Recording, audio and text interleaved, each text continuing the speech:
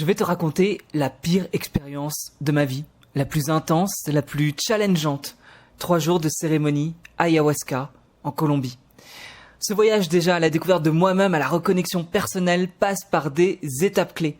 Dans l'épisode 69, tu as pu découvrir mes 2 premières semaines dans ce pays incroyable où je te raconte le pouvoir de l'intention, ces rencontres incroyables qui n'étaient pas prévues et que la vie m'apporte pour faire face à moi, à mes insécurités, mais aussi à la joie. Et ça fait clairement la richesse de ce périple. Dans l'épisode 70, je t'ai parlé des 7 jours de retraite silencieuse et de méditation que j'ai fait juste avant les 3 jours de cérémonie ayahuasca. Et dans cet épisode, c'est sûrement l'épisode qui va être le plus particulier, le plus perché peut-être, le plus difficile pour moi à expliquer tant j'ai vécu un moment hors du temps. Et comment vraiment l'expliquer simplement, je sais pas, c'est pour moi là un véritable challenge. Alors avant d'aller plus loin, bien sûr, tu sais que tu peux laisser 5 étoiles sur Apple Podcast ou Spotify. Un petit commentaire, ça te prend que, 3 secondes. Et ce podcast est gratuit. Il semble apporter de la valeur parmi tous les messages que je reçois. Je vous en remercie. Et du coup, c'est une façon pour toi d'apporter ta contribution qui va réchauffer mon cœur grandement. Donc, vraiment, si tu peux laisser ces 5 étoiles, ça serait génial. Et sur Instagram, n'hésite pas à réchauffer mon cœur aussi en m'envoyant un petit message et me raconter un peu comment tu vis les épisodes, puisque j'ai l'impression que ça te parle et j'aime bien lire vos retours. Alors, déjà j'aimerais quand même mettre un petit point sur qu'est-ce que l'ayahuasca. L'ayahuasca, c'est une décoction traditionnelle. Donc décoction, c'est quand on fait bouillir pour, alors je suis pas spécialiste, mais pour sortir les meilleurs nutriments. Et c'est utilisé principalement par les peuples indigènes d'Amazonie à des fins de rituels et médicinales. On parle pas forcément de drogue. Alors il y a les gens qui vont dire que c'est une drogue, d'autres personnes qui vont vraiment parler de plantes médicinales et que cette plante médicinale, ce n'est pas une drogue. C'est composé de 2 plantes principales. Il y a une liane et les feuilles de 2 arbres différents. Enfin voilà, je vais pas vous faire un cours là-dessus. C'est une boisson psychoactive, donc il y a un côté psychoactif. Est-ce que psychoactif c'est de la drogue? Tu as ton avis. Moi, je considère vraiment pas ça comme une drogue. Et ça contient de la DMT et des inhibiteurs de la MAO. Alors là, pareil, je vais pas rentrer dans le détail, mais qu'est-ce que ça fait? Ça provoque en fait des visions intenses et des expériences psychédéliques profondes. Traditionnellement, l'ayahuasca est employée en fait par des chamans lors de cérémonies de guérison et de divination visant, si tu veux, à connecter les participants à un monde spirituel favorisant l'autoréflexion et guérir des traumatismes émotionnels. C'est une connaissance de soi-même, c'est aller en profondeur vers soi et si tu veux, l'ayahuasca est là pour te donner ce que tu as besoin et non pas ce que tu veux ou ce que tu voudrais voir. C'est ça qui est hyper intéressant avec cette plante, c'est que tu ne peux absolument pas écouter mon témoignage ou les témoignages des autres en te disant que tu vas vivre ça. Le témoignage que je vais te raconter est propre à moi, à ma personne. Et j'ai envie de te dire que j'ai tellement entendu de témoignages qui sont beaux, qui sont intenses, mais dans le côté magnifique, que vraiment, en fait, quand tu vas faire de l'ayahuasca, c'est qu'est-ce que tu as besoin. Et en fait, tu ne peux absolument pas imaginer ou te projeter parce que, en fait, ça risque de fausser entièrement, finalement, la réalité si tu as envie de faire l'expérience. Bon, en tout cas, j'espère que je t'ai pas perdu avec cette petite explication. En tout cas, avant de partir en Colombie, je n'avais pas prévu grand-chose. Il y avait 2 choses qui étaient prévues. C'était la retraite silencieuse et les 3 jours d'ayahuasca. C'était vraiment un peu le pilier de ce voyage qui a commencé 2 semaines plus tôt, la séance, la retraite de silence, et devait se terminer 1 semaine et demie plus tard après l'ayahuasca. Et à l'heure où j'enregistre ce podcast, il y a de fortes chances que je rallonge mon voyage parce que je me sens tellement bien dans ce pays que je ne souhaite pas rentrer en France de suite. Alors, si tu veux, l'ayahuasca, moi j'en avais déjà pris 3 fois dans ma vie. Il ne s'était pas passé grand-chose et donc j'allais assez sereinement en fait à cette cérémonie. Je suis passé par Umbi Comunidad, je vais mettre le lien dans la description si tu veux aller voir leur site internet ou leur Instagram. C'est une communauté en fait qui a créé un véritable petit village au milieu de la nature. C'est à 1h30 de Medellín, qui est la 2e plus grande ville, si je me trompe pas, de la Colombie. Et si tu veux, c'est un village avec de la puériculture, de l'enseignement, de la création artisanale, vivant en autosuffisance. Bref, c'est vraiment une communauté à part. C'est un vrai cocon. qui apprend à vivre par eux-mêmes et connecté à la nature profonde. Et c'est très beau à voir. Et c'est Alex Viseo que j'ai eu dans l'épisode 48, puisque si tu découvres par cet épisode, sache que ce podcast habituellement est un épisode d'interview de personnes inspirantes qui nous parlent comment briller dans son unicité, qui nous parlent de bonheur et d'alignement. Et donc Alex Viseo, qui est un entrepreneur, m'avait parlé de cette communauté. Il avait fait l'ayahuasca, les 3 jours de cérémonie, et lui, pareil, c'était du bouche à oreille entre entrepreneurs. Ce n'est absolument pas quelque chose que l'on trouve dans un flyer qu'on te donnerait à Medellín en mode tiens, va faire de l'ayahuasca. Non, on est sur quelque chose de sérieux, de cadré. Et justement, quel est ce cadre ? Le cadre où j'ai été, donc comme je t'ai expliqué, c'est un village au milieu de la nature. Le village, on le voit pas parce que c'est pas vraiment un village. En fait, c'est des maisons qui sont autour du centre, qui est ce centre où il y a des cérémonies ayahuasca. Faut imaginer une sorte de chapiteau. Alors là, comme ça, j'aurais presque comme un cirque, sauf que imagine que c'est fait en bois et que tout le tour est ouvert. Et donc c'est juste le haut qui est en bois, c'est magnifique, c'est vraiment, on voit que c'est du bois travaillé, et en fait à l'intérieur, faut imaginer un énorme cercle où il y a les fauteuils et les matelas pour les cérémonies, et au centre, tu as le feu. Donc voilà, c'est une sorte de chapiteau comme ça, et je tiens à spécifier, on n'est pas sur un truc de cirque, on est vraiment en bois, mais la forme est en forme de chapiteau de cirque, dans l'idée, et c'est au milieu de la nature. Il y a des toilettes sèches, qui sont quasi ouvertes, et c'est un peu étonnant. J'avais posté plusieurs vidéos sur Instagram. Si t'écoutes là le podcast, je vais reposter des choses au moment où il sort, donc n'hésite pas à voir les stories, ça pourra te permettre de voir un petit peu où c'est. Et clairement, moi qui aime le confort, j'adore le confort. Là en Colombie, je comptais aller en dortoir pour payer moins cher et économiser sur le voyage. Finalement, je passe mon temps en chambre individuelle avec salle de bain individuelle. Et je me rends compte que j'apprécie ce confort-là. Et à côté de ça, me retrouver là-bas, je réalise vite que à part l'endroit où il y a les cérémonies, à part les toilettes très ouvertes, clairement, quand t'es un mec et que tu en gros tu pisses dans l'urinoir, tout le monde te voit si les gens passent derrière ou autre, parce que il y a pas de Et j'ai envie de te dire, si tu t'assois, même pour les femmes, sur les toilettes sèches, il y avait toilettes femmes et toilettes hommes, mais en tout cas, dans les deux cas, les toilettes assis, c'est pareil, je me dis, mais il y avait vraiment pas d'intimité, et moi, c'est quelque chose qui me met terriblement mal à l'aise. C'est quelque chose que je tiens de mon enfance. Je sais pas d'ailleurs d'où ça vient, ce côté où j'ai besoin d'avoir cette intimité. Mais donc c'est quelque chose qui déjà sur le papier, je me dis waouh, ok, donc il y a pas de chambre, les toilettes, il y a pas de salle de bain non plus. Il y a une sorte de puits avec de l'eau que tu peux boire. Donc c'est vrai que tu peux remplir ta gourde. Mais bon, ça sert aussi si tu veux, je sais pas, t'as les pieds pleins de terre, laver tes pieds ou te brosser les dents. Et c'est un petit puits comme ça juste devant les toilettes. Donc j'étais là. Ok, bon, c'est pas mon univers, c'est pas ce que j'apprécie, c'est pas ce que j'aime particulièrement, mais bon, pourquoi pas, on est là pour 3 jours, je suis arrivé le vendredi et je suis reparti le dimanche soir. Donc on est sur 2 jours et demi, quoi, je vais être précis. Et il y avait une salle de repas où il y avait les sacs, sachant que des repas, il y en a pas eu, mais on va dire qu'il y a une cuisine, mais nous, on n'a pas eu de repas pendant 3 jours. Ça, c'est un point assez compliqué, je t'en parlerai. Et c'est également une classe, c'est-à-dire que c'est aussi la classe où les enfants vont à l'école. Donc tu vois, c'est vraiment un lieu très particulier dans la nature, connecté à la nature, et où finalement le confort, en tout cas de là où on était, les maisons qu'ils ont, eux, sont très confortables parce que c'est des belles maisons qu'ils ont construites, et vraiment elles sont belles pour les avoir visitées le dernier jour.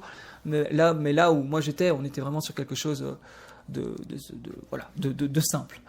C'est vrai que quand on est arrivé, je sais que je savais pas trop. Enfin, on a mis du temps à trouver. Je suis parti avec Audrey que j'ai rencontré grâce à Instagram, qui a vu que j'étais en Colombie, qui m'a contacté et qui m'a demandé si on pouvait faire la retraite silencieuse ensemble, parce qu'elle voulait le faire, et l'ayahuasca également. Et je lui avais dit, bien sûr, ça me dérange pas, j'ai aucun problème avec ça. Et finalement, ça a été un peu ma collègue, ma compatriote, mon amie que j'ai eu durant quasi 2 semaines. Et le voyage, c'est aussi ça, c'est ces fameuses rencontres qui arrivent totalement inattendues. Et je remercie en tout cas presque la communauté que j'ai réussi à construire sur Instagram et qui crée des rencontres absolument incroyables comme ça. Et donc là, on s'est retrouvés avec Audrey. On avait déjà passé une semaine dans la retraite silencieuse. On arrive là, on est plutôt détente. Audrey un peu stressée, moi ça va. Et là, on nous dit en fait, il va falloir se purifier. Ok, donc se purifier, très bien. Moi je comprends pas, et donc c'est un peu espagnol, anglais, et moi l'espagnol je parle pas du tout, donc bon par moments je suis un peu perdu. J'entends qu'il y a une forme de purification. Je crois dans ma tête que c'est une histoire de bain froid. Je me dis bon ça devrait aller, et on nous demande d'aller se changer. Mais là en fait tu te changes, t'as les toilettes quasi ouvertes, ou sinon t'as cette salle de classe / repas cuisine quoi, où il y a tous nos sacs. Et c'est vrai que c'était assez drôle parce que je me suis retrouvé avec Audrey que je connais depuis 2 semaines, hein, et de dire bon écoute on va se changer là, et de dire bon écoute vas-y je me fous à poil. Bon évidemment t'es pas en train de se regarder, mais si tu veux, encore une fois moi qui est peut-être qui peut être un peu pudique, là tu te mets à te changer, à te mettre en maillot. Tu sais que quelqu'un peut rentrer. Enfin, évidemment, tu ne mets pas 1 heure à te changer, mais si tu veux, c'est pour te mettre dans l'ambiance que il y a vraiment une proximité qui se crée très rapidement dans cet endroit parce que tu n'as quasi pas d'intimité. Finalement, tu sais que ce week-end-là va se passer sans intimité. Et le premier challenge, ça a été ce qu'ils appellent l'œuf, ils le nommaient œuf de purification. Et pour te donner une idée, c'est très étrange. C'est une sorte d'œuf, faut imaginer ça, en dur, avec une porte. Et quand tu rentres dedans, tout est blanc. Alors c'est tout petit, parce qu'en gros, on te demandait de t'asseoir dedans. T'avais une sorte de cube en bois qui te permettait de t'asseoir. Et pour te donner une idée, mes cheveux touchaient le haut de l'œuf quand j'étais assis. Donc c'est très bas, c'est très petit. On dirait un truc pour les Minimoys, quoi. Et du coup, on me dit que ça va chauffer, que c'est pour purifier. Quand je rentre dedans, je vois qu'il y a de l'eau par terre, je me demande un peu, tu vois, c'est bizarre. Tu vois, je me dis, c'est bizarre cette eau là par terre. Je peux pas m'étirer, je peux rien faire. Cet œuf est quasi à la taille de mon corps quand je suis assis. Donc c'est vraiment petit. La porte se ferme, c'est une porte vitrée. Et en fait, là, je me rends compte que ça commence à chauffer. Ça chauffe de plus en plus fort. Et au bout de 3 minutes, je suis déjà trempé. Au bout de 5 minutes, je suis en nage. Mais quand je dis en nage, mes cheveux dégoulinent. Mes cheveux sont totalement mouillés. J'ai excessivement chaud. Il y a de la vapeur qui s'est créée dans ce tout petit œuf. Il y a de la vapeur partout. Et en fait, on m'a dit que j'allais rester 20 minutes. Au bout de 5 minutes, j'en peux plus. Au bout de 5 minutes, déjà, je me dis j'ai du mal à respirer. Il faut imaginer une sorte de hammam très fort. Alors, si vous avez essayé des hammams, vous savez que, dans l'idée, si le hammam est fort, on peut avoir du mal à respirer. Et justement, c'est fait aussi pour travailler sur sa respiration, déboucher le nez, etc. Et là, je me rends compte que, c'est tellement fort que la vapeur fait que j'ai du mal à respirer. Je ne vois plus mes mains. Pourtant, l'espace est très petit, mais il y a tellement de vapeur que je vois plus mes mains. Donc, je suis dans un nuage de vapeur blanc. Et ça chauffe, et ça chauffe, et ça chauffe. Je dégouline, je transpire, au point qu'au bout de, je pense 10 minutes, un quart d'heure, j'ai vraiment du mal, quoi. J'en peux plus. Émotionnellement, ça me chamboule tellement déjà que je commence à avoir envie de pleurer parce que j'ai l'impression d'être dans un truc de torture. J'essaie d'ouvrir la porte ne s'ouvre pas. Et là, je me dis, mais je vais crever en fait dans leur truc là. C'est pas possible. Il fait trop chaud. Il est à combien de degrés? Et là, je frappe sur la porte de toutes mes forces là, en mode, faut ouvrir. Et là, ils ouvrent un peu, ils me demandent en espagnol, est-ce que ça va? Et je dis, est-ce qu'alors? Mais bon, ils m'entendent pas trop, et en fait, c'est pas le but du jeu, donc ils referment la porte. Et là, je me dis, je vais avoir du mal à tenir, et j'étais obligé de mettre ma main sur ma tête, parce que la chaleur qui montait, elle est partout la chaleur, mais elle était encore plus forte en haut, et en fait, elle me cramait le front. Et du coup, j'étais obligé d'avoir mes mains dans ma tête, de façon à supporter en fait la chaleur dans ce petit œuf, quoi. Là, déjà je me dis c'est compliqué. À un moment donné, je sais pas ce qu'il fait, il arrête le moteur derrière. Du coup la chaleur descend et puis il le remet plus fort.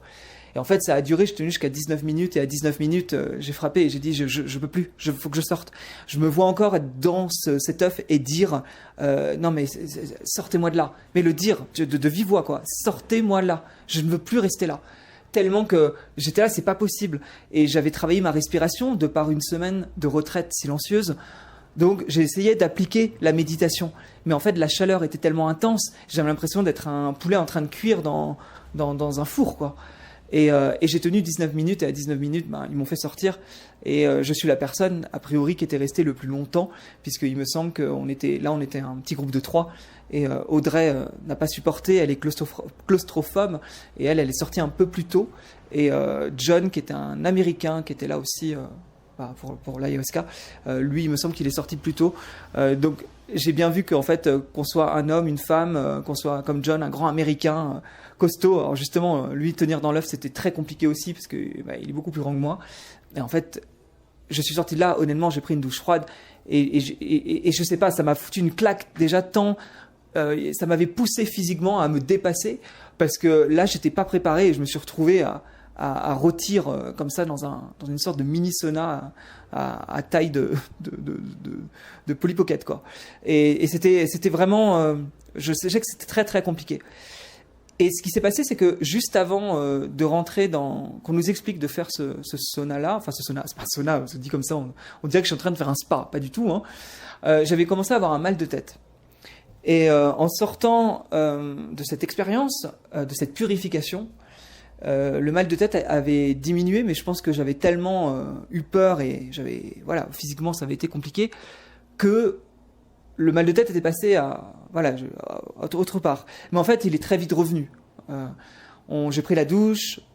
C'était une sorte de douche qui était au niveau justement de là où il y avait ces petits œufs, hein, on va dire ça comme ça. Et je suis parti me changer. Et là, j'ai commencé à avoir très mal à la tête. On était dehors, sur des chaises de jardin, si tu veux. Il y avait un feu à l'extérieur également, puisqu'on ne pouvait pas rentrer dans le lieu de cérémonie. Et on attendait là, et le mal de tête montait.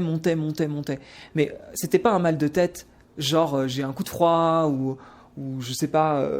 moi, des fois, quand je prends la voiture, j'ai un peu mal à la tête.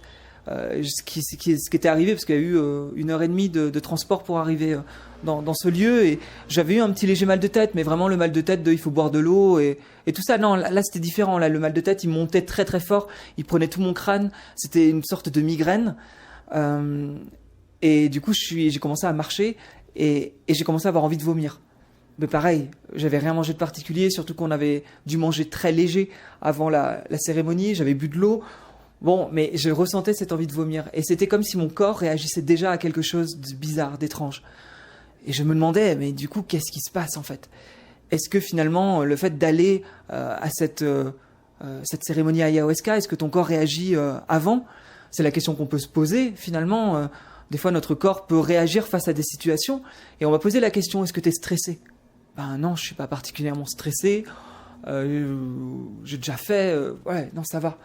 Du coup, on m'a donné quelques techniques pour aller mieux au niveau de la tête, ça passait pas. Et il y a Maria qui en gros utilise l'énergie de ses mains, etc. Enfin, elle a plusieurs activités, dont l'énergétique.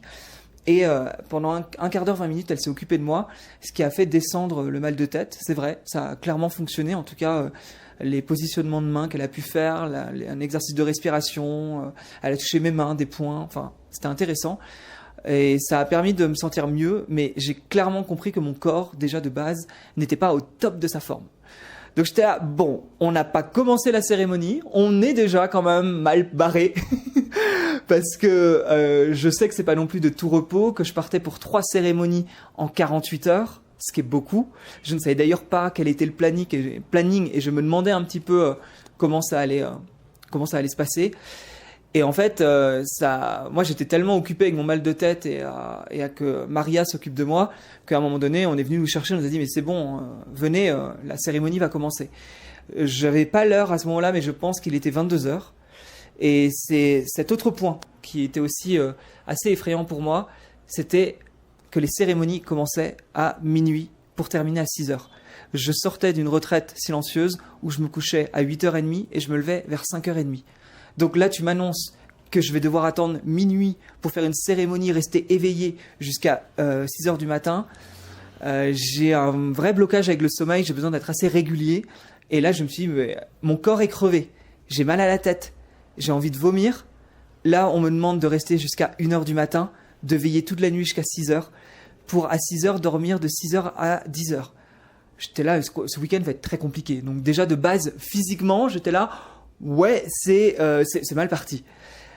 On commence en fait des présentations, c'est-à-dire que de 22h à minuit, c'est des présentations. Geronimo, qui est le chaman qui gère le centre, il fait une très longue présentation. Je pense que la fatigue que j'avais faisait que c'était encore plus long, sachant que tout était traduit. Si quelqu'un parle en espagnol, quelqu'un traduit en anglais. Si quelqu'un parle en anglais, quelqu'un traduit en espagnol.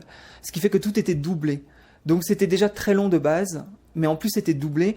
Et moi, ça me paraissait une éternité. J'étais assis dans donc cette espèce de chapiteau en bois. Il y avait un feu, il faisait nuit. Il y avait des lumières à ce moment-là. Et en fait, je m'endormais. Parce que ça a duré très longtemps. Il faut imaginer que la communauté, une partie de la communauté est là pour prendre soin de toi et donner l'énergie. Je dirais comme ça, à vue de nez, je crois que j'avais calculé qu'on était 27. 27 et tu comptes 10 participants. Donc tu comptes facilement aller 17, 15 personnes quand même de la communauté approximative qui est là en plus pour s'occuper et amener de l'énergie au groupe. Donc 27 personnes à se présenter, à donner son intention, etc., etc. Ça a duré une éternité, ça a duré 2h30 à peu près. Moi je m'endormais, c'était extrêmement compliqué. Et est arrivée cette première cérémonie à 1h du matin. Je prenais du coup cette fameuse cup qu'ils appellent d'ayahuasca. C'est vraiment comme un petit shot. C'est pas bon. En fait là, les lumières étaient éteintes. Il y avait le feu au milieu. Et un par un, les gens se levaient pour aller voir le chaman, récupérer l'ayahuasca. Avant ça, il avait fait une sorte de rituel. Donc, il faut imaginer qu'il avait comme des feuilles et qu'il commence à chanter et qu'il commence à taper les feuilles. C'est particulier. C'est vraiment enfin voilà, t'es au milieu de la nature. T'as ce feu qui crépite au milieu. T'as tous ces gens en tenue. Nous, on n'était pas, mais toute la communauté était en tenue vraiment de rituels chamaniques. T'as le chaman qui prépare, et puis ensuite, un par un, tu te lèves, il est 1h du matin, en pleine nuit, dans la jungle, pour aller chercher ton ayahuasca. C'est déjà assez particulier. Moi, j'y vais, mais clairement, mon corps, une partie de moi me dit, mais ne le fais pas, quoi, parce que tu es crevé.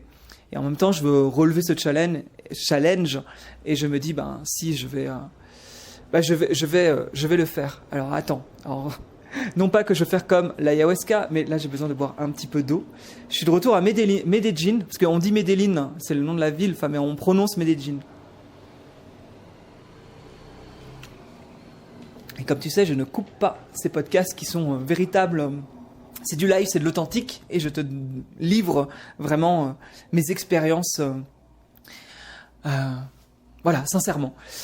Je prends du coup cette cup d'ayahuasca. C'est mauvais, on va pas se mentir. Ça pourrait ressembler à du vin rouge moisi avec du vinaigre dedans. C'est un peu, d'ailleurs, ça ressemble un peu à du vinaigre. Enfin, entre le vinaigre et le vin rouge, moisi, un peu pâteux. C'est même si c'est assez liquide, il y a quand même un truc qui te reste en bouche. C'est pas beaucoup à boire, en tout cas pas pour cette première. Et là, je retourne m'asseoir. Je suis fatigué, honnêtement, il se passe pas grand-chose. Je vomis au bout de 40 minutes. C'est assez commun avec l'ayahuasca de vomir. L'idée est souvent de rejeter en fait ce qui serait négatif et ce que tu ne dois pas garder dans ton corps. Après, soyons honnêtes, avec quelque chose de si dégueulasse, souvent tu vomis aussi parce que ton corps ne veut pas garder cette substance en soi, quoi. On a tous des seaux, parce qu'on est vraiment en rond autour de ce feu, dans cet endroit cérémonial. Il y a ce seau qui est là, et puis bon, j'étais pas le premier à vomir, je crois que je devais être le deuxième ou le troisième, mais c'est arrivé quand même assez rapidement.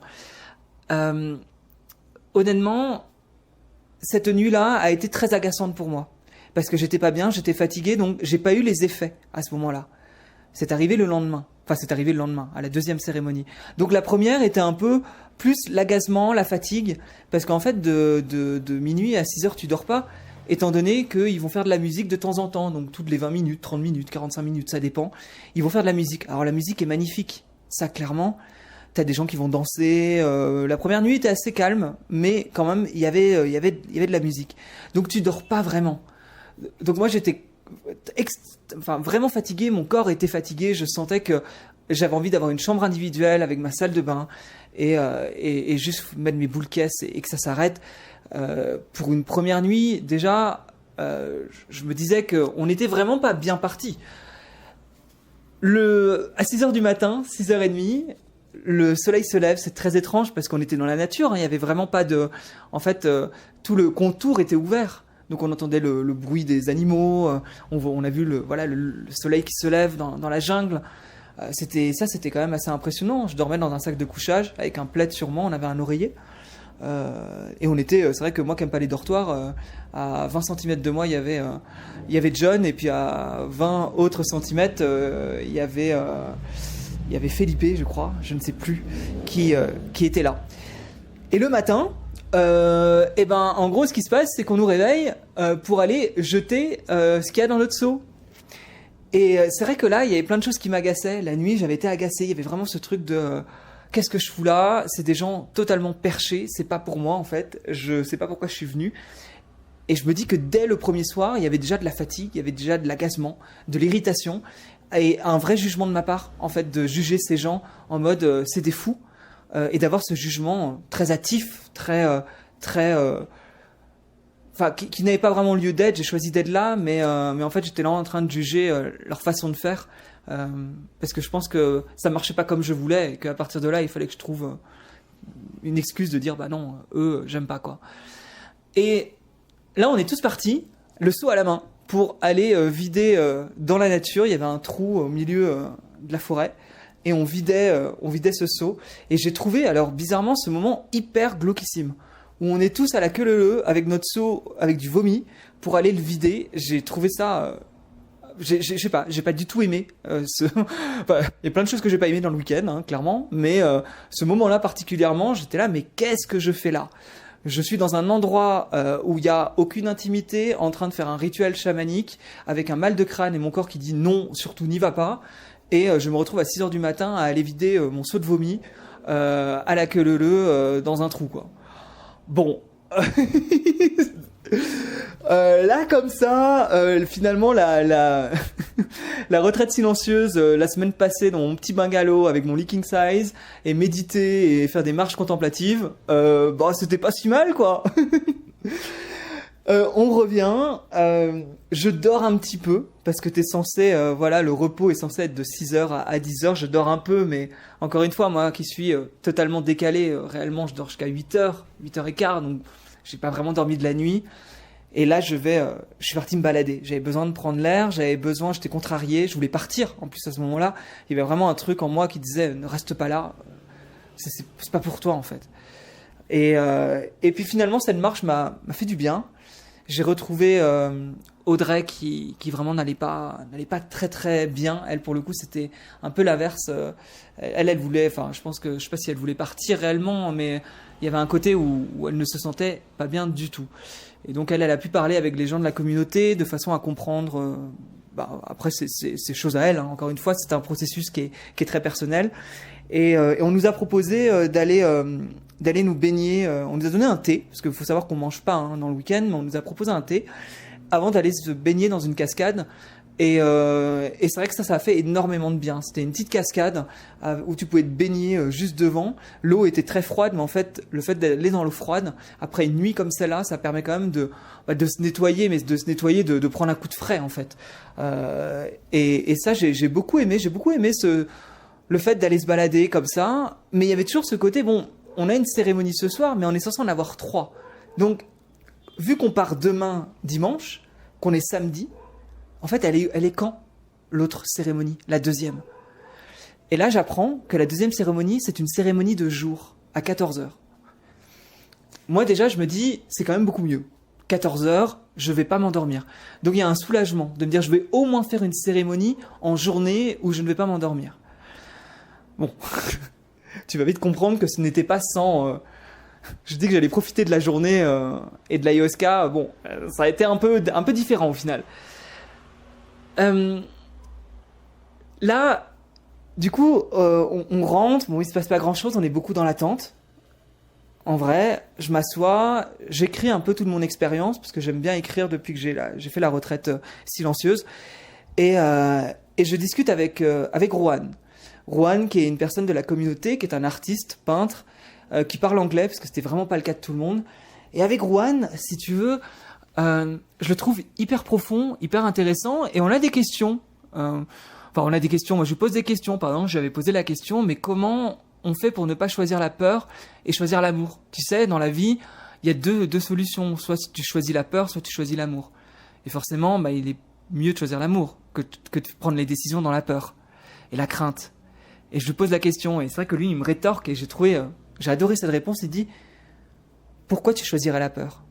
En fait, quand tu prends une décision et que tu choisis la peur, en fait, pourquoi tu choisirais la peur? Et c'est de conscientiser la raison pour laquelle tu vas prendre une décision qui est basée sur la peur. Évidemment, ça demande de se poser la question. Mais je trouve hyper intéressant, en fait, de rétorquer par une question qui met en évidence pourquoi on irait choisir le mauvais choix. Je trouve ça très juste. Ou en tout cas, après, conscientiser qu'on fasse le mauvais choix, mais au moins, on sait pourquoi on fait les choses dans la peur. Et du coup, conscientiser le fait de ne pas faire les choses automatiquement, avec ces schémas habituels.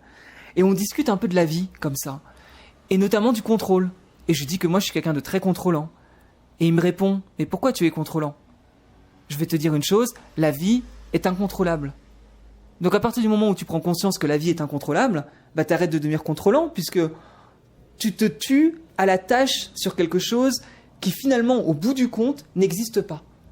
Donc on parle comme ça de sujets philosophiques en attendant cette fameuse deuxième prise. Et bon, on est à l'horaire espagnol, colombienne. Hein. Et l'horaire colombienne, c'est pas 14h, en fait ça a commencé à 16h. Donc on a eu un petit peu d'attente. Et lors de cette cérémonie, c'est très différent puisque c'est 2 jours et qu'habituellement ça se fait de nuit, l'ayahuasca. Et donc on nous dit qu'on peut aller se balader, etc. et profiter de la lumière du jour, de la nature, tant qu'on reste dans un périmètre sécurisé par la communauté. Donc c'est un petit périmètre, mais en tout cas, on peut aller à l'extérieur.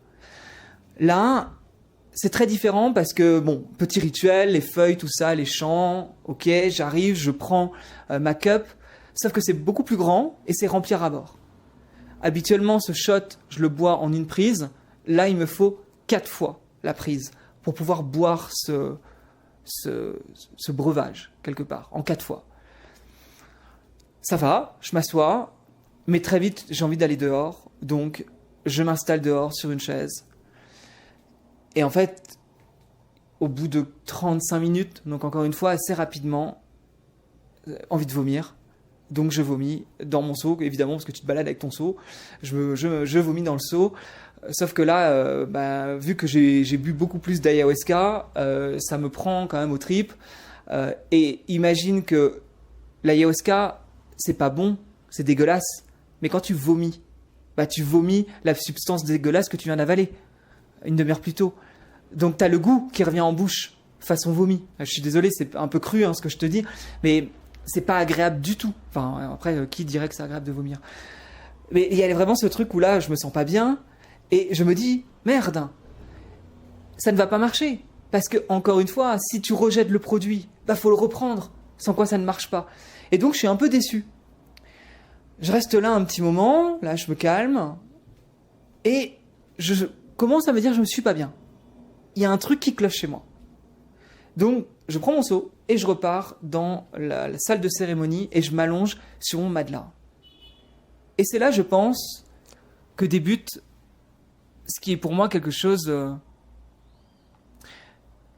peu compliqué à t'expliquer. Parce que je vais t'expliquer ce que j'ai vécu et ce qui a été pour moi vraiment la pire expérience de ma vie. Quelque chose que je ne souhaite surtout pas revivre et qui m'a presque mis face à une petite mort, quelque part.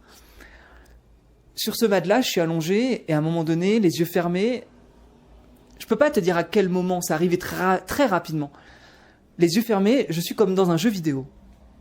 Ok. Et ce jeu vidéo, c'est plus spécifique, c'est comme si j'étais dans des cubes, roses et violets, avec des petits personnages qui me disent « Allez, on y va !» Voilà, comme ça, tu vas me dire, oui, bon, c'est sympa ton truc, quoi. C'est un peu comme si j'ai pris de la drogue, tu vois, ça fait, pour le coup, ça fait un peu cliché dans l'idée, mais c'est ça que je ressens, et ça bouge dans tous les sens. Ça bouge, je me sens pas bien, mais je ne peux pas contrôler, en fait. J'ai les yeux fermés, et je suis dans un monde. Et ce monde m'amène là où il veut m'amener, donc dans une sorte, en tout cas, de jeu vidéo, mais incontrôlable. Comme si j'étais dans ma tête et que ça allait dans tous les sens, que ça ne s'arrêtait pas, que c'était quelque chose qui bouge sans cesse, comme si mon mental avait décidé de m'amener dans plein de mondes et que les cubes y bougent, que ça change, que les couleurs changent et que ça ne s'arrête pas. Du coup, qu'est-ce que je fais? J'ouvre les yeux. Parce que là, ça me fatigue en fait. Ça me fatigue beaucoup. Et quand j'ouvre les yeux, Je sais pas où je suis. Je sais pas. Je comprends pas en fait. Je regarde autour de moi et j'ai du mal à comprendre qui sont les gens qui sont autour de moi. J'ai du mal à comprendre où je suis. À certains moments, je me demande si je suis toujours en Colombie. J'ai du mal à me dire, est-ce que je suis à cette retraite d'ayahuasca ou est-ce que je suis ailleurs? Je suis comme dans un monde parallèle. Et là, je me dis, non, mais ça va pas. Et ça bouge. C'est-à-dire que pareil, c'est pas quelque chose de calme. Je sais pas où je suis. Je sais plus trop qui je suis. Je sais plus trop qu'est-ce que je fais. Donc je ferme les yeux. Et là, je suis dans ce jeu vidéo. Ça va dans tous les sens. Je comprends pas. Mais du coup, à force de bouger, ça me rend malade. Je dis, mais qu'est-ce qui se passe? Donc, je n'ai pas le contrôle de mon mental. Quand je ferme les yeux, c'est mon esprit est dirigé et m'impose ce que je dois voir. Quand j'ouvre les yeux, je suis dans un monde qui n'est pas réel. Et je ne comprends pas où je suis. Et je ne comprends pas ce qui se passe. De plus, ma réalité donc n'est pas réelle. Mon mental n'est pas contrôlable. Et mon corps n'est pas contrôlable. J'ai des spasmes. Mais dans tous les sens. Mon corps, il bouge. Ma tête bouge. Mes pieds bougent. Mes bras bougent. Je suis continuellement avec des tics, quoi. Ça bouge. Et je ne peux pas régler ça non plus. Donc je me retrouve dans une situation où rien n'est contrôlable. Rien. Je ne peux pas penser. Je sais qu'à un moment donné, j'ai voulu penser à mon podcast. Non, ça marche pas. Ça marche pas. J'ai voulu penser, j'ai pensé à diverses choses. Ça marche pas. Ma tête me dirigeait, m'imposait les pensées, les visions. Ma réalité, quand j'ouvrais les yeux, c'était une toute autre réalité. Et mon corps bouge dans tous les sens. Il faut savoir que cette expérience va durer entre 3 et 4 heures. Enfin, l'effet sur moi va durer entre 3 et 4 heures, où je suis entièrement conscient, parce que tu ne peux pas t'endormir non plus. Donc je suis conscient d'avoir un corps qui n'est absolument pas gérable par moi-même. Quand je ferme les yeux, ça bouge tellement que ça me rend malade. Donc j'ai envie de vomir. Et là, c'est pareil. C'est des moments où je reconnecte vite fait à une forme de réalité. Je sais qu'il y a un seau qui se trouve devant moi. Donc je me relève, je prends le seau. Et là, c'est... En fait, je pensais avoir déjà vomi auparavant, mais il faut croire que non. Et franchement, je vais éviter de donner trop de détails, mais si tu veux, c'est assez violent. J'ai l'impression de mourir devant ce seau, en fait. De mourir. Il y a un truc... je me vide entièrement de mon ventre il y a comme une puissance intérieure de me vider, en fait. C'est extrêmement puissant et je n'arrive à rien faire d'autre. C'est-à-dire que je n'arrive pas à contrôler mon corps. Mon corps, je ne peux pas... J'ai la force de prendre le seau, mais en dehors de ça, je me souviens que j'avais des mouchoirs dans mon short et que ces mouchoirs, je n'arrive pas à les prendre. J'arrive pas. Je n'arrive pas. Mon corps ne veut pas, ma main ne veut pas récupérer ces mouchoirs. Et je sais qu'à un moment donné, je me vois, je sens que je suis devant ce seau, que je bave. Donc, si tu veux, en termes d'estime personnelle, on oublie, on n'est plus à prendre soin de soi avec sa petite salle de bain. Et là, je vois que je bave, donc en fait, je prends ma main et j'arrive pas à essuyer. J'arrive pas à contrôler, en fait, mon corps. Et j'arrive pas à capter cette réalité et je regarde. J'arrête pas de regarder les gens. Et j'ai envie de crier. C'est-à-dire que dans ma tête, il y a ce truc de « il faut que je crie. Il faut que je crie. Aidez-moi. Sortez-moi de là. » J'ai envie de demander à Geronimo, le chaman, « mais c'est quoi la pilule? Faites-moi une piqûre, j'en sais rien. Mais sortez-moi de ce monde. Je peux pas continuer comme ça. Je peux pas. » À un moment donné, j'ai comme une pensée qui passe, mais en fait... Je vais finir au journal télévisé français en mode ce jeune Français en parcours initiatique en Colombie devient fou avec l'ayahuasca. Tellement que c'est tellement présent. J'ai jamais vécu ça. J'ai jamais pris de drogue. J'ai déjà bu de l'alcool. J'ai déjà été tipsy. J'ai déjà trop bu, donc été bourré. Mais ça n'a rien à voir avec trop de vin, quoi. Ça n'a strictement rien à voir. Parce que là, en fait, t'as conscience que tu n'es plus dans ton corps. Et c'est quelque chose que je n'avais jamais expérimenté. Cette conscience de je ne peux plus rien faire par moi-même. Je ne peux plus décider de mes mouvements. Je ne peux plus décider de mes pensées. Je ne peux plus décider de ma réalité. La réalité que je vois en face de moi est dans une autre dimension. Je ne sais pas qu'est-ce qui se passe, qui sont ces gens, qu'est-ce qu'ils font, qu'est-ce qu'ils veulent. D'ailleurs, on m'a dit, parce qu'on m'a vu réagir, pour le coup, Audrey m'avait dit, j'ai vu que tu étais en bad trip, j'essayais de te regarder, tu me voyais pas. Et je lui ai dit, mais moi je te cherchais. J'essayais de chercher des gens en mode, qui sont les dernières personnes que j'ai vues, et je les voyais pas. Et c'était terrorisant. Et à un moment donné, je reconnais la personne à côté de moi, et je dis, mais je le connais, lui. Et en fait, ça peut, à expliquer, je suis même pas sûr que ça puisse rendre.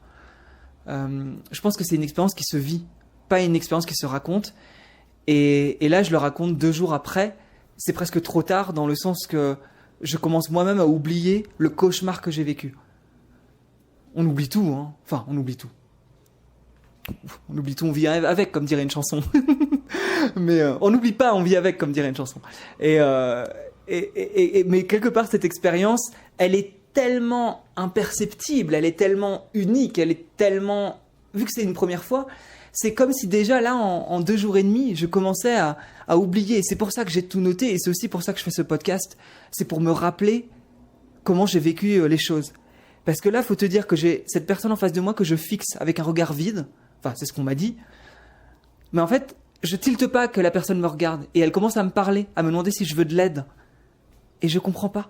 C'est-à-dire que je ne comprends pas ce que la personne essaie de faire. Je comprends même pas qu'elle me demande de l'aide, parce que mon cerveau met du temps à réagir.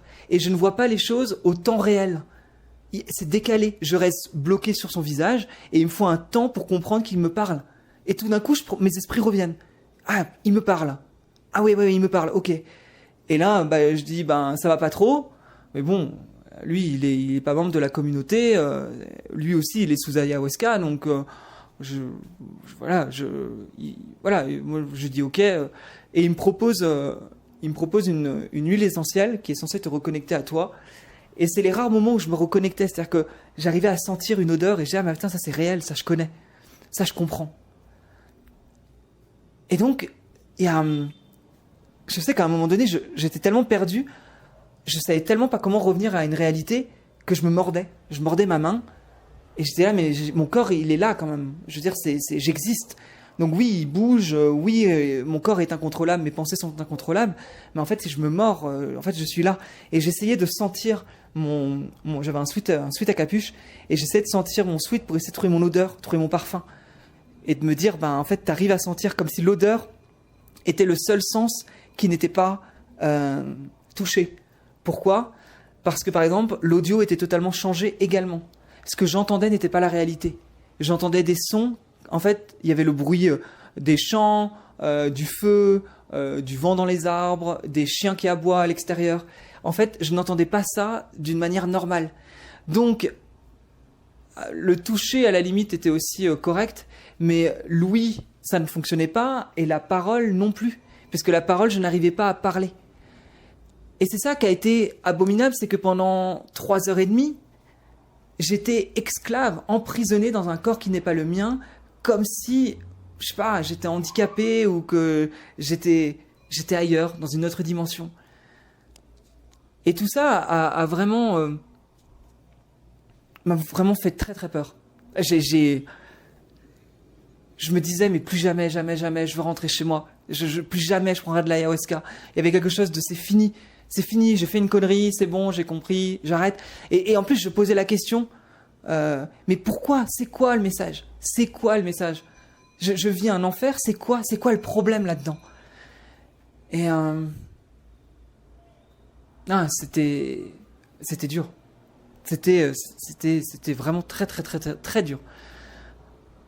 À un moment donné, j'ai commencé à reprendre conscience d'où j'étais. Que j'étais dans cet endroit où on prenait de l'ayahuasca.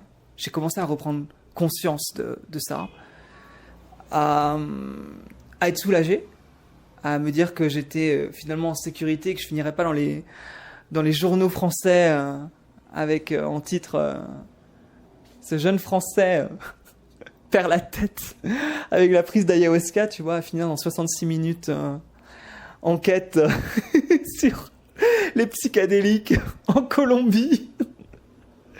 J'avais pas du tout envie que Audrey doive témoigner en mode bah oui, il est venu se reconnecter à lui-même, bah du coup il a perdu la tête. Je le dis en rigolant aujourd'hui, mais vraiment dans le moment où je l'ai vécu, il y avait une vraie peur. En fait, c'est ça le truc. Et c'est pour ça que je dis que c'est compliqué, c'est que j'essaye vraiment d'exprimer ce que j'ai vécu au plus profond. Maintenant, j'ai beau te décrire le plus précisément possible, je pense que tant que tu ne vis pas quelque chose qui soit aussi fort que ça, c'est très difficile. Même Audrey qui a vécu quelque chose de très compliqué, je peux pas vraiment la comprendre. Et excuse-moi pour le bruit de la rue. Et elle peut pas non plus comprendre réellement. Il faut savoir qu'en sortant de ce moment assez compliqué, j'ai eu des visions.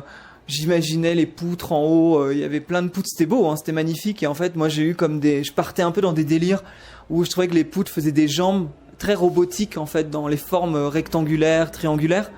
Et je sais pas, moi, je suis parti sur le fait que que ça pouvait faire une magnifique comment on appelle ça, tenue de scène pour Mylène Farmer, pour son spectacle avec une entrée en scène. Enfin, c'est pour te montrer que même quand je suis revenu à peu près à une forme de quelque chose d'un peu classique et plus rationnel, mon esprit divaguait encore énormément et je partais un peu dans tous les sens, quoi. Sachant que après, il y a eu plus d'émotionnel, je sais pas pourquoi. Bon, ça touche pas. Enfin, si, ça touche la séance, mais j'ai beaucoup pensé à mes deux grands-mères qui sont décédées et à l'un de mes meilleurs amis qui est décédé. Et du coup, j'ai mon émotionnel qui était très, très fort à ce moment-là. Et j'ai aussi beaucoup pensé à moi quand j'avais 14 ans. Et je me suis parlé quand j'avais 14 ans. Donc, il y a eu aussi un petit moment sur la fin qui était, en tout cas, beaucoup plus dans l'émotionnel et dans un état un peu second aussi. J'ai vraiment compris que ça allait mieux le moment où j'ai eu envie d'aller aux toilettes et que j'ai pu me lever pour y aller. Et ça, c'était un vrai soulagement de dire putain, mon corps, je le contrôle. Je peux bouger, je peux marcher. Parce que pendant 3h30, je ne pouvais pas bouger, je ne pouvais pas marcher. Et du coup, là, il y avait un côté, ok, bon, tu peux te lever. Et je suis parti aux toilettes et en sortant des toilettes, c'était bizarre parce que c'est comme si j'étais sur une chaîne cryptée et que je voyais encore des sortes tu sais, comment on va appeler ça, mais comme si ça grésillait, quoi. Et ça aussi, c'était un peu bizarre. C'est comme si j'étais allé dans une autre dimension. Une dimension qui est autre. J'ai repris ma place. La soirée s'est passée assez calmement. En fait, tout le monde redescendait un peu de ce qu'il avait vécu. Et là, on s'est retrouvés vraiment autour du feu. Ils ont beaucoup chanté. Il faut savoir que la musique est très présente durant les cérémonies. Et ça, c'est quand même quelque chose de très positif parce que c'est très beau. Très, très, très, très beau. Les musiques sont magnifiques. C'est des musiques à la guitare où ils chantent. Et c'est vraiment beau. Et là, on a bu une sorte enfin, pas un remède, mais une boisson naturelle à base d'ananas et d'autres choses. Mais je ne sais plus ce qui étaient les autres choses. J'ai trouvé pas bon du tout d'ailleurs. Et ça permettait de redescendre, de boire quelque chose de chaud et d'un peu consistant avant de repartir en cérémonie, puisque on a commencé la cérémonie à 4h, je suis redescendu de mon monde vers 8h30, on commençait vers 9h30 à faire un petit tour de table avec de la musique, avec tout ça, mais on repartait en cérémonie à 1h, 2h du matin, sachant que ça faisait déjà 24 heures et qu'on mangeait pas. Et qu'on vivait des choses un peu particulières. Enfin, ça pousse le corps à l'extrême, en fait. Il y avait vraiment ça que je sentais. C'était, waouh, mon corps, là, depuis mon arrivée, mis dans l'œuf, la température à fond dans un four, en fait, on nous ménage pas réellement, quoi. On est fatigué, on mange pas, on est affaibli, et on prend des choses très fortes pour aller voir intérieurement. Là, évidemment, lors du tour de table, je me dis, mais il faut que je pose la question, en fait, à Geronimo, il faut que j'explique. Moi, j'ai beaucoup fait rire, hein, quelque part, quand j'ai expliqué que j'étais coincé dans un monde parallèle et que j'ai expliqué ce que j'avais vécu et que j'avais l'impression que j'allais finir dans les gros titres des journaux français. Ça fait beaucoup rire, quelque part. Et j'ai pas eu de réponse ultra claire, si ce n'est Juan qui m'a dit « Regarde, Cet après-midi, on a parlé du contrôle. Je t'ai dit que la vie ne pouvait pas être contrôlable. Toi, ta plus grande peur, c'est de perdre le contrôle. La peur du manque, la peur de ceci, la peur de cela. Donc, tu essaies de tout mettre sous contrôle, de façon à que tout soit contrôlable. Là, il te dit, regarde ce que la médecine, ce que la plante t'a montré. La plante t'a montré ce que c'était de ne pas être en contrôle du tout. Parce que tu ne peux pas être en contrôle. Donc, il me dit, la plante a été te montrer à quel point ce que c'était quand tu n'étais pas en contrôle de ton corps. Et effectivement, pour quelqu'un qui est un surcontrôlant, se retrouver pendant 3h30 hors contrôle de sa pensée, de son esprit, de sa réalité, de son corps, de son audition, c'est sûrement la chose la plus terrifiante pour moi, de ne pas pouvoir être en contrôle. Et Geronimo, qui a beaucoup ri de mon histoire, m'a expliqué que l'un de ses meilleurs, un ami, meilleurs amis, j'en sais rien, mais l'un de ses amis avait lui aussi eu la même expérience que moi, et lui aussi était quelqu'un qui aimait contrôler les choses. Et cet ami demandait à l'aide à Geronimo. Sors-moi de là, je ne comprends pas, je veux retrouver mon corps, je veux retrouver mon esprit. Et Geronimo, j'ai pas toute l'histoire complète parce que j'ai pas tout compris, mais il y avait ce côté où il disait non, tu vas rester là-dedans pour toujours. Le déclic que son meilleur ami a eu, que son ami a eu, ça a été qu'effectivement, à force de vouloir tout contrôler, il s'était enfermé dans une prison. Et il a décidé de quitter son boulot, de déménager, et aujourd'hui il vit une vie qui n'a rien à voir en Colombie. Bon, moi j'ai pas du tout là envie de quitter mon boulot et d'aller vivre en Colombie. Mais en tout cas, depuis le début de ce voyage,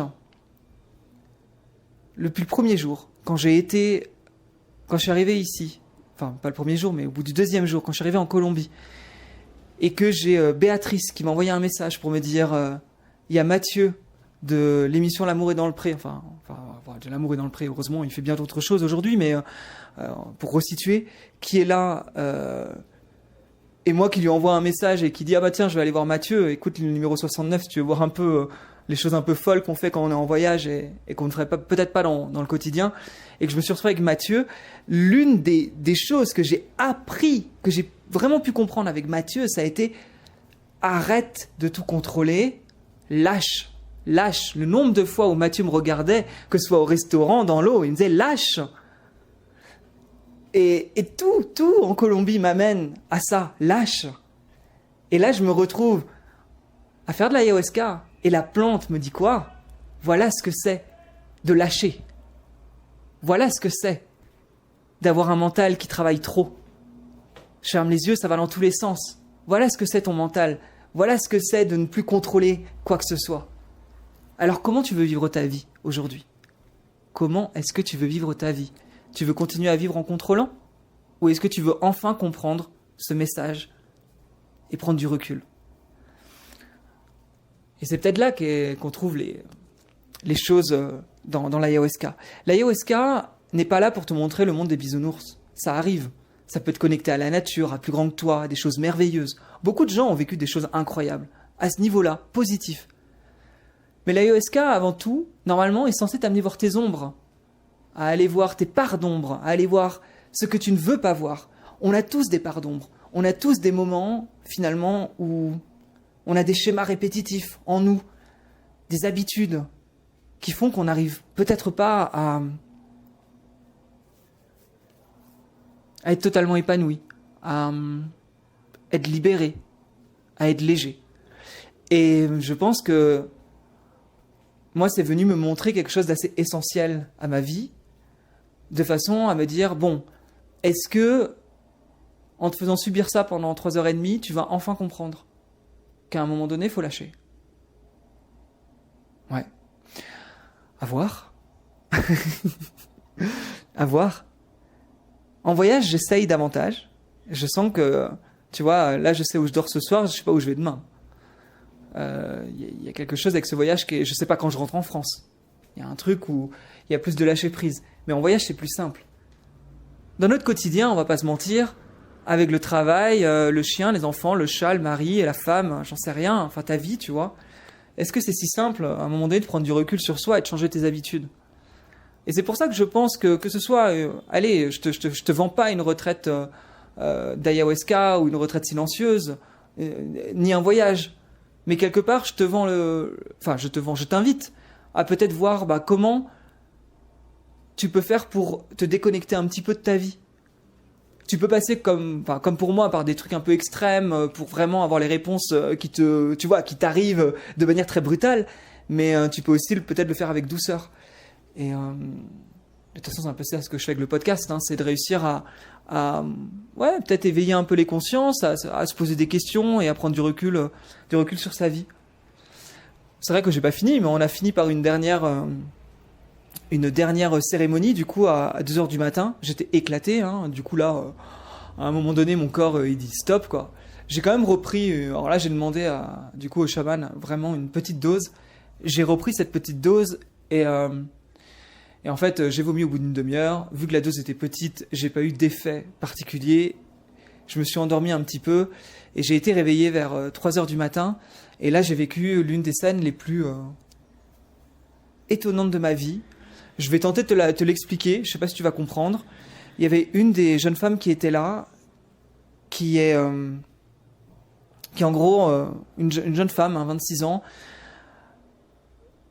qui était là parce que elle avait besoin de trouver de la clarté, parce qu'elle entend des voix. Voilà, elle a l'impression d'avoir des voix en elle et de ne pas contrôler réellement qui elle est à tout moment, parce que voilà, elle a l'impression d'avoir des voix. Bon, c'est son histoire.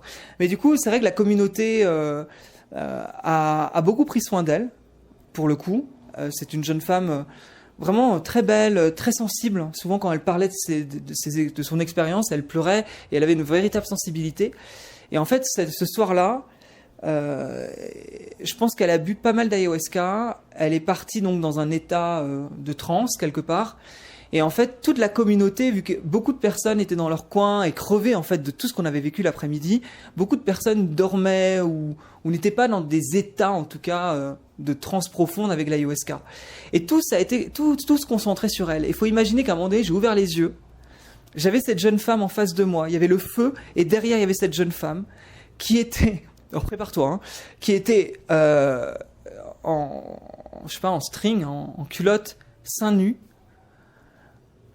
en train de chanter et de crier, avec deux femmes à côté d'elle qui surveillaient et qui tentaient de lui parler et de l'aider sûrement à enlever les mauvais esprits, quelque part, et avec la communauté qui jouait de la musique en dansant autour.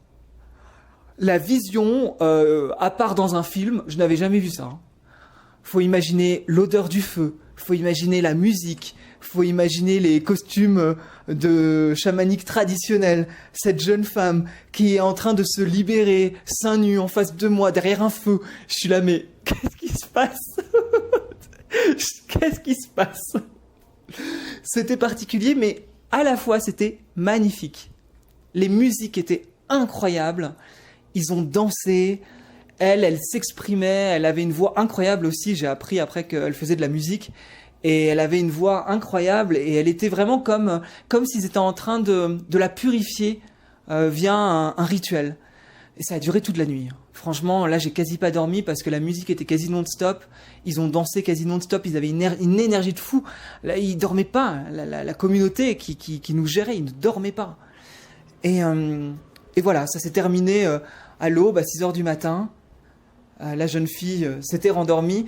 Faut savoir que, attention, à aucun moment, ce sont eux qui l'ont mise presque nue.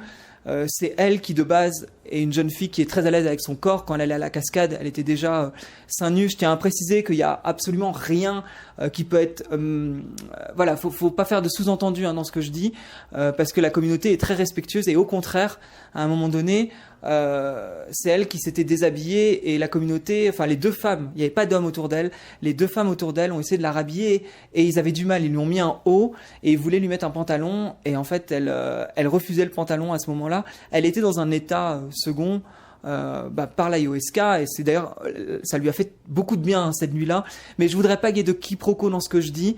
À aucun moment il y a une obligation de se mettre à nu ou quoi que ce soit. C'est elle qui l'a décidé et qui est de base très à l'aise avec son corps, même en journée. Je tiens à le préciser. Moi, je te raconte juste la scène parce que la scène est en elle-même très étonnante quand on l'imagine. Ça fait un peu scène de film. Et quand je vivais ce moment-là, hein, qui a quasi duré toute la nuit, je me disais, mais où est-ce que dans ma vie je me retrouve avec une sorte de rituel de purification chamanique au milieu de la jungle en Colombie? Bon, ça n'arrive pas, normalement. Et j'ai trouvé ça marrant. Le matin, on a été ramener notre seau, comme d'hab, c'est vraiment le moment que je n'apprécie pas. Et puis, la journée, on a essayé de dormir un peu jusqu'à 10h, mais c'était un peu compliqué. La communauté sont partis dehors et ils ont fait de la musique jusqu'à 10h du matin. Donc ils n'étaient pas avec nous dans le lieu, mais ils ont continué. Et c'était impressionnant, la joie et l'amour qui circulaient entre eux. Il y avait tout le temps de la musique. Ils étaient tout le temps en train de chanter, de danser. Il y avait quelque chose d'assez exceptionnel, d'assez onirique dans la façon dont ça se passait. Mais à côté de ça, tout ce que je te raconte, moi, avec Audrey, on était fatigués. On était crevés, notre corps ne voulait plus. Et ça a duré, en fait, depuis le début à la fin. Parce que moi, depuis le début, j'ai été malade. Et même depuis le début, mon corps, il était lessivé. Donc, en fait, tout ce qu'on vivait, même si je te parle de petits trucs un peu intenses, faut te dire que tous les moments d'attente, t'es crevé, quoi. Ça dure 2 jours et demi. Mais les 2 jours et demi, ça paraît court comme ça. Mais à vivre, ça paraissait très long. Et donc, le dimanche a été beaucoup plus calme. On a fait une cérémonie de clôture et ça a permis, comme ça, de clôturer ce week-end-là. Moi, quelque chose que je tiens à préciser, c'est que ils avaient beaucoup de conseils qui étaient de se poser, de prendre la vie avec plus de légèreté, de clarté, que les choses sont simples. Et quelque part, avec Audrey, on a eu cette conversation qui était « Ok ». Ils vivent déjà dans un cadre au milieu de la nature en autosuffisance. Ils gèrent leurs légumes, ils gèrent la communauté par eux-mêmes. Donc ils ont moins de stress qu'une personne qui vit à Paris dans les embouteillages. Bon, c'est un fait. Mais en plus de ça, eux, pour être aussi en forme et tenir autant sur un week-end, on a réalisé, on le savait si tu veux, mais on a quand même réalisé avec Audrey qu'ils sont continuellement en train de prendre de la poudre de coca. Donc qui est fait pour faire de la cocaïne. Évidemment, la poudre de coca est naturelle, n'est pas transformée pour faire de la cocaïne. Mais donc c'est quelque chose qui permet de rester éveillé. Et en fait, ils passent leur temps à prendre cette poudre de coca naturelle et de prendre du tabac. Du tabac aussi, mais pareil, le tabac, on n'est pas sur du tabac transformé, on est sur du tabac pur. Et ça leur permettait d'être quand même un peu... ils étaient déjà assez éveillés pour tenir pendant 2 jours et demi sans quasi dormir. Et en même temps, le tabac leur permettait d'être hyper cool. Et on a un peu rigolé avec Audrey parce qu'on se disait, oui, ils donnent des conseils qui sont impactants.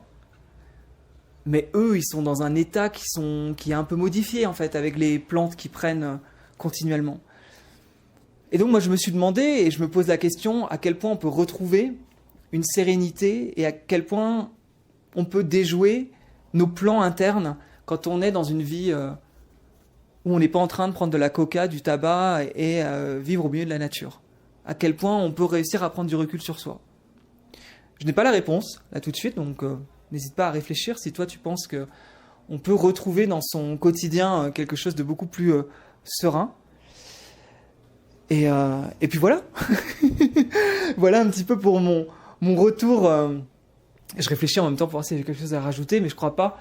Je sais que mes épisodes solo font 1 heure, ils font autant que les interviews. D'ailleurs, merci pour tous mes messages. Vraiment, je vous le dis parce que déjà, allez, soyons honnêtes, mais je vois que les nombres d'écoutes équivaut largement les interviews. Donc je me dis que c'est quelque part vous y trouvez un intérêt en fait à m'écouter raconter ces expériences. Et en fait, je reçois beaucoup de messages. Merci d'ailleurs aussi pour les commentaires YouTube, pour ceux qui écoutent le podcast sur YouTube. Et juste c'est adorable. Et je pensais pas en fait que en étant ce petit mec qui part à la quête de soi avec des trucs un peu chelous et qui en plus parle de ses expériences face à des relations avec d'autres mecs comme ça que je peux rencontrer. Je me suis dit, j'ai quand même une communauté qui est très féminine. Je dirais, enfin, si je regarde les statistiques, on est vraiment sur du féminin à 95% de plus de 30 ans.